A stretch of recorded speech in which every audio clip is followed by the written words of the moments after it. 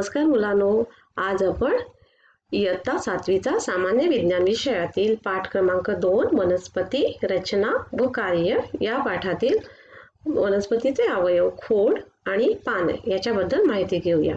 गेल्या भागात आपण काय पाहिलं होतं? वनस्पतीचे अवयव, मूळ याची माहिती घेतली आणि त्याच्या प्रकाराबद्दल आपण शिकलो.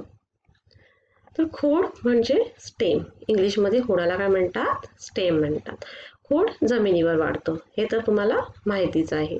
आता खोडाची काय होतं, आपण जमिनीमध्ये जेव्हा बिया टाकतो तर काही दिवसांनी काय होतं, तर जमिनीतून त्या बियांना अंकुर फुटतात आणि अंकुरापासून खोडाची वाढ जमिनीवर होते. आता जशी वाढ होते तशी खोडाची लांबी सुद्धा वाढत जाते. आता खोडाचे आपण भाग पाहूया. म्हणजे खोडावर जिथे पानं फुटतात त्या जागेला काय म्हणतात, तर पेरे म्हणतात. इंग्लिशमध्ये त्याला नोड म्हणतात. आणि खोडावरील 2 पेरातील अंतराला कांडे म्हणतात, म्हणजेच इंटरनोड म्हणतात.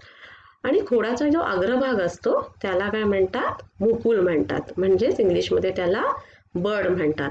तर तुम्ही जर तुमच्या आजूबाजूला तर अनेक वनस्पती असतील तर एखादी फांदी बघून तुम्ही खोडाच्या विविध भागांचे निरीक्षण करू शकता आणि मग तुम्हाला हे खोडाचे भाग दिसतील. कुठले? तर पेरे, कांडे, मुकुल हे तुम्ही निरीक्षण करून तुम्हाला लगेच समजेल. आता मला सांगा, खोडाची कार्य कोणती?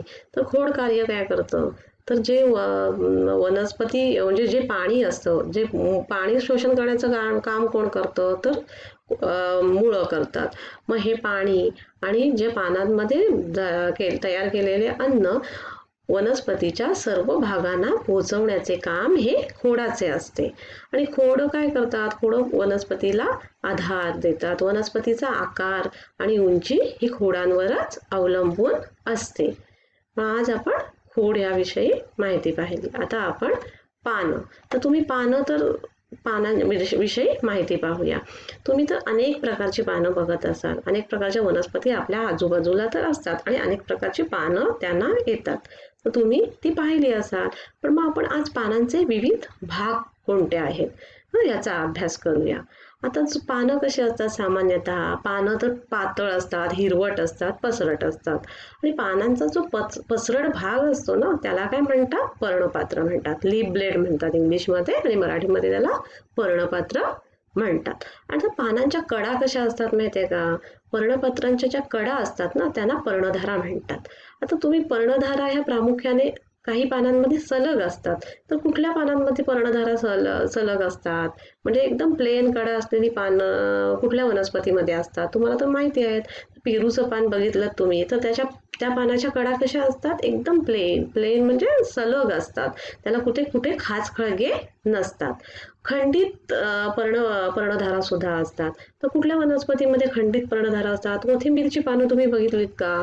तर त्याची पानं कशी त्याच्या पानांना कसे खंड असतात ना, म्हणजे त्याच्या पर्णधारा ह्या खंडित असतात. आणि दंतेरी पानं तुम्ही कुठली बघितलेली आहात? तर ज्या पानांच्या कडा दंतेरी असतात. दंतेरी म्हणजे असे छोटे छोटे भाग असतात दातासारखे. गुलाबाचं पान कधी बघितलं का तुम्ही?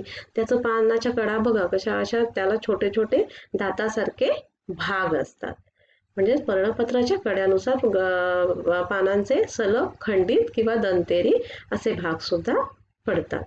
आता पर्णाग्र म्हणजे कुठला? तर पर्णपत्राचा पुढचं टोक, पानाचं जे पुढचं टोक असतं ना त्याला काय म्हणतात? पर्णाग्र म्हणतात. म्हणजेच पर्णपत्राचा जो पुढचा टोक असतो, पुढचं टोक, त्याला काय म्हणतात? पर्णाग्र म्हणतात. आता पर्णाग्र निमुळती असतात, काही टोकदार असतात व काही गोलाकार असतात. तर निमुळतं पान तुम्ही कुठलं बघितलं सांगा? निमुळत्या आकाराचं पान तुम्ही केळीचं पान बघितलं का? तर केळीचं पान कसं असतं? ते टोकाला निमुळतं होत गेलेलं असतं. आपण गणपतीला वगैरे देवांना नैवेद्य आपण कशामध्ये दाखवतो? तर केळीच्या पानात. म्हणजे केळीचं पान तुम्ही पाहिलंय. मग ते कसं असतं टोकाला? तर ते टोकाला निमुळतं होत गेलेलं असतं. तुम्ही अशोकाचं झाड बघितलं का?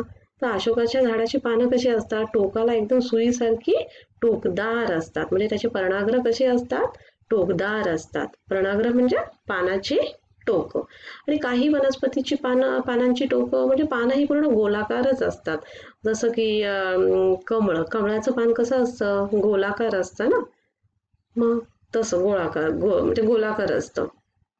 आता देठ, काही वनस्पतीच्या पानांना देठ असतो आणि काही वनस्पतीच्या पानांना देठ नसतो. आता देठ कुठल्या पानांना असतो? तुम्हाला तर माहिती आहे, आंब्याच्या पानाला देठ असतो की नाही? आंब्याचं, चिकूचं, पेरूचं पान ह्या सगळ्या पानांना देठ असतात. तर काही काही पानांना देठ नसतात. उदाहरणार्थ मका, ज्वारीच्या पानांना देठ नसतो.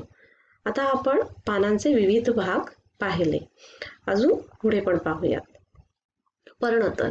आता पर्णपत्राला खोडाशी जोडणारा भाग, म्हणजे पर्णपत्राला खोडाशी जोडणाऱ्या भागाला काय म्हणतात? तर पर्णतल म्हणतात.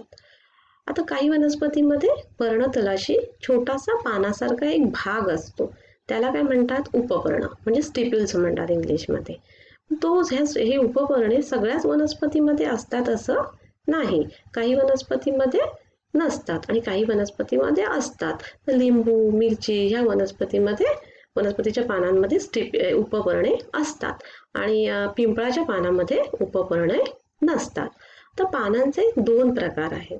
कोणते प्रकार आहेत? 2 प्रकार आहेत. एक साधे पान आणि एक संयुक्त पान. म्हणजे काही पानांमध्ये एकच पर्णपत्र असून एकच मध्यशीर असते, त्या पानांना साधं पान म्हणतात. आणि काही पानांच्या मुख्य शिरेभोवती पर्णपत्र अनेक लहान लहान पर्णिकांमध्ये विभागलेले असते, त्या पानांना काय म्हणतात? तर संयुक्त पान. तर साधी पानं तुम्ही कुठली बघितली? तर पेरूचं पान बघितलं तुम्ही, हे साधं पान, म्हणजे साधं आहे ते. एकच त्या पानांना कसं असतं? तर एकच पर्णपत्र असून एकच मध्यशीर असते आणि म्हणून ते पान साधं आहे. आणि संयुक्त पानांमध्ये कुठलं उदाहरण? तर उदाहरण कोथिंबीर किंवा चिंच, गुलाब ही पानं संयुक्त पानं आहेत. त्यांचं काय असतं? तर त्यांच्या मुख्य शिरेभोवती पर्णपात्र अनेक लहान लहान पर्णिकांमध्ये विभागलेली असतात. खोडावरील पानाच्या मांडणीनुसार पानांचे प्रकार. पानं ही खोडावर येतात, खोडावरील पेरांवरच पानं येतात हे आपल्याला माहिती आहे. मग खोडावरील पानांची मांडणीनुसार पानांचे काही प्रकार पडतात. म्हणजे एकंदरीत आपण ते आता पाहूयात. एकांतरित प्रकार म्हणजे खोडावर पानांची मांडणी खोडाच्या दोन्ही बाजूंना एक आड एक असते. उदाहरणार्थ जास्वंद. आवर्ती प्रकार, खोडावर पानांची मांडणी फिरती असते. तर सम्मुख प्रकार, तर प्राजक्ताचं झाड तुम्ही जर बघितलं असाल तर त्याच्या खोडाच्या दोन्ही बाजूंना समोरासमोर पानं असतात. आणि तुम्ही पांढऱ्या चाफ्याचं फुलं बघितली असेल तर मग त्या वनस्पतीवर पानांची मांडणी कशी असते? तर त्या वनस्पतीवर पानांची मांडणी ही वर्तुळाकार असते. म्हणजे खोडावरील पानाच्या मांडणीनुसार आपण पानाचे प्रकार पाहिले.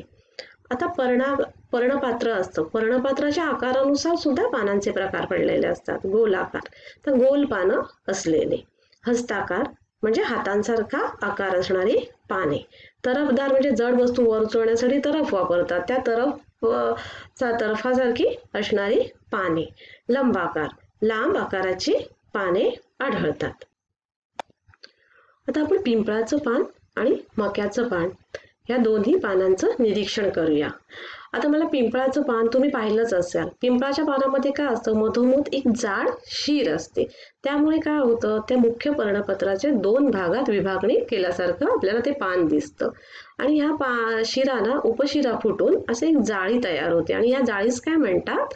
तर जाळीदार शिराविन्यास म्हणतात. हा जाळीदार शिराविन्यास कुठल्या कुठल्या वनस्पतींच्या पर्णपत्रामध्ये आढळतो? तर ज्या द्विदल वनस्पती आहेत जसे की पिंपळ, चिंच, आंबा ह्या वनस्पतीमध्ये पर्णपत्रांमध्ये जाळीदार शिराविन्यास आढळतो. आता आपण मक्याचे पर्णपत्र पाहूया. तर मक्याच्या पानावर खोडापासून ते टोकापर्यंत शिरा ह्या एकमेकांना समांतर अशा शिरा असतात. त्यांना काय म्हणतात? ते समांतर शिराविन्यास असे म्हणतात. आता समांतर शिराविन्यास असलेली पर्णपत्र कुठल्या वनस्पतीमध्ये असतात?